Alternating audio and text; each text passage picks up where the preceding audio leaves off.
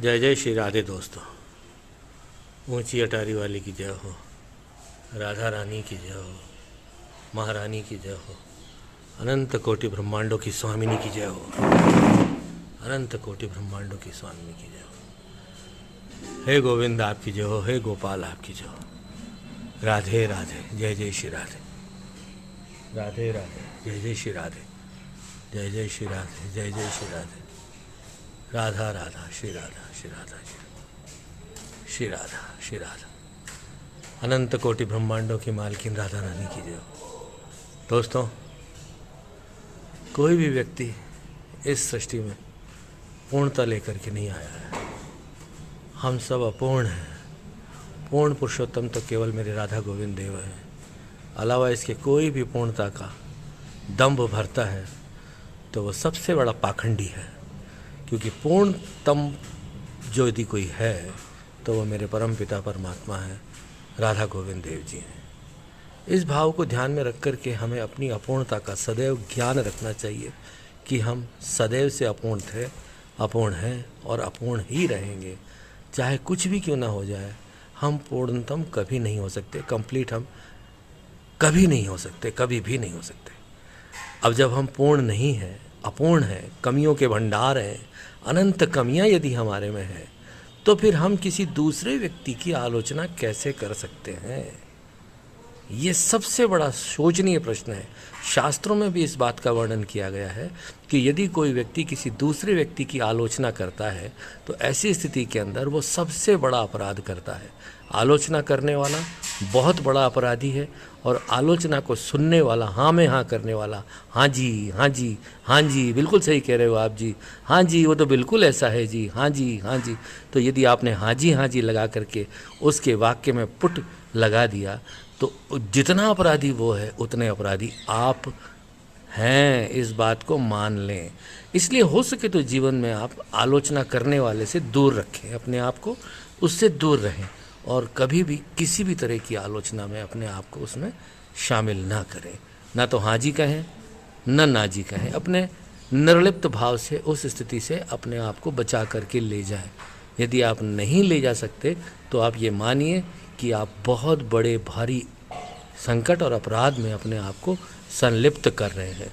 दोस्तों, कोई बड़ी बात नहीं है। आप आसानी से यदि चाहें तो उन लोगों से, उन व्यक्तियों से अपने आप को दूर कर सकते हैं जिनका एकमात्र ही कार्य, केवल और केवल एकमात्र पुनीत कर्तव्य उनका यही होता है कि छिद्रान्वेषण करना। कभी अपने संस्था में अपने प्राचार्य की छिद्रान्वेषण करते हैं, जिस संस्था में रहते हैं उस संस्था के अध्यक्ष की छिद्रान्वेषण करते हैं, आलोचना करते हैं। उसके हर कार्य में बुराई ही बुराई देखते हैं, अपराध ही अपराध देखते हैं कि उसने ऐसा नहीं किया, उसने ऐसा नहीं किया, उसने इस कार्य को ऐसे किया होता तो ज़्यादा अच्छा होता। अरे भाई, जो व्यक्ति जिस कार्य को कर रहा है, भगवान जो काम उससे करवा रहे हैं तो भगवान करवा रहे हैं। आप उसके कार्य में ईश्वर के भाव को देखेंगे तो आपको बहुत बहुत सुकून मिलेगी, शांति मिलेगी। मैं अब इस अवस्था में जब पहुंचा हूं तो लगता है कि ऐसे लोगों से दूर रहा जाए। कॉलेज प्रशासन के अंदर रहा, जैसा भी रहा, वहाँ एक माहौल अलग होता है। वहाँ लोग बाग कुर्सी के या चेयर के नज़दीक रहना ज़्यादा अपने आप को सौभाग्यशाली मानते हैं और वहाँ किसी न किसी तरीके से वो गाय बगाए किसी न किसी व्यक्ति की जब तक आलोचना नहीं करेंगे वो आगे नहीं बढ़ सकते।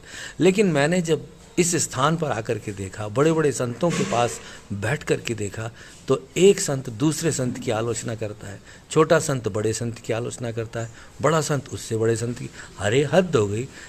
ये तो मैंने लगा कि ये तो एक ऐसी बीमारी है जो सर्वत्र व्याप्त है और हर व्यक्ति अपने आप को श्रेष्ठ करने की जुगात में या जुगाड़ में लगा हुआ है।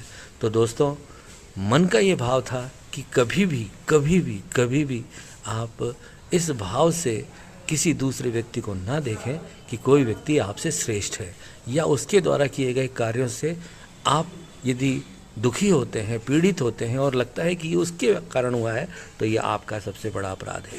कोई भी व्यक्ति जो आपके लिए भोजन प्रसादी दे रहा है, जो आपके लिए व्यवस्था कर रहा है, मैनेजमेंट का कार्य कर रहा है, किसी भी क्षेत्र के अंदर गलतियां होना स्वाभाविक है। मानव का स्वभाव है कि उससे गलती होती है, लेकिन ऐसी स्थिति में उस व्यक्ति की आलोचना ही करते रहना, ये सबसे बड़ा अपराध है। मैं जहाँ तक इस बात को मानता हूँ, डॉक्टर अतुल सखीदासी एक लंबा अवसर या एक लंबा समय मैंने कॉलेज प्रशासन में बिताया है, 37 वर्ष की लगभग सेवा दी है। तो वहाँ भी इस तरह का माहौल देख करके जब इस क्षेत्र में आता हूँ तो यहाँ भी एक दूसरे की टांग खिंचाई में लोग बाग लगे रहते हैं कि तू श्रेष्ठ नहीं है, मैं श्रेष्ठ हूँ। तो जहाँ मैं पने का भाव आता है वही वाली बात आती है, मैं करता हुआ बकरा एक ना एक दिन कट जाता है, गर्दन उसकी कट जाती है। अहंकार और घमंड से भरे सिर को प्रभु कभी भी तवज्जो नहीं देते और उसका सिर जो है धराशायी होता है, भूमि पर गिरा हुआ ही देखा जाता है। चाहे कोई कितना ही प्रकांड व्यक्ति हो, चाहे कोई कितना ही बड़ा संत हो, चाहे कोई कितना ही बड़ा व्यक्ति हो, प्रभु के सामने वो तुच्छ मात्र है। तो दोस्तों, इस भाव को मन में ले लें कि जहाँ रहें उसमें प्यार से रहें, सुकून से रहें, शांति से रहें, किसी तरह का कोई घमंड अहंकार ना आए और किसी भी व्यक्ति के कार्य की आलोचना ना करें। अपने आप को देखेंगे तो आनंद ही आनंद आएगा। ये मेरा भाव है कि आलोचना से बचें, क्योंकि आलोचना यदि आपने कह दी, कर दी और सुन ली, तीनों में भारी अपराध है भैया, सीधी सी बात है। फिर लेते लेते आप जो है क्या नाम लपेटते लपेटते अपने कर्मों का बंधन जो है आगे भुगतने के लिए तैयार हो जाए, क्योंकि कर्म जो है आपको भयंकर तमाचा मारेंगे जिसकी कि प्रभु भी रक्षा नहीं कर सकते। भगवान आपके अपराध क्षमा कर सकते हैं, लेकिन इस तरह के कर्म यदि आप करेंगे तो उसकी क्षमा भगवान के पास भी नहीं है, वहाँ तो उसका दंड आपको भुगतना ही पड़ेगा। राधे राधे, ऊंची अटारी वारी की जय हो। दूर आपको सुदूर जो है मेरी राधा रानी महारानी जी का मंदिर दिख रहा है, ये ऊंची अटारी वाली माँ मेरी राधा रानी है। इनसे आप कृपा मांगें कि हम आलोचना करने से और सुनने से बचें, और यदि ऐसा मिलता है आपको तो निकल जाएं उस स्थान से, पतली गली से जो आलोचना के कार्य में लिप्त है। राधे राधे, श्री राधे श्री राधे।